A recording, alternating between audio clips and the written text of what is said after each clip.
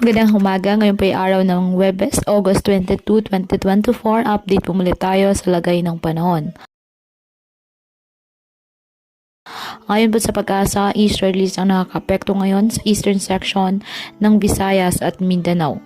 Ito po ay mainit na hangin na nagmumula sa dagat Pasipiko. Samantala, isang low pressure area naman ang minomonitor sa labas ng Philippine Area of Responsibility.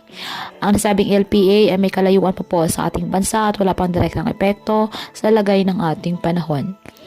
Kaya ngayong araw, asahan po ang bahagyang maulap hanggang sa maulap na halangitan with isolated rain showers or thunderstorms sa eastern Visayas, Caraga at Davao region. Nadulot po ng easterlies. Ang Metro Manila at nalalabing bahagi ng bansa, bahagyang maulap hanggang sa maulap na kalangitan with isolated rain showers or thunderstorms na dulot ng mga localized thunderstorms.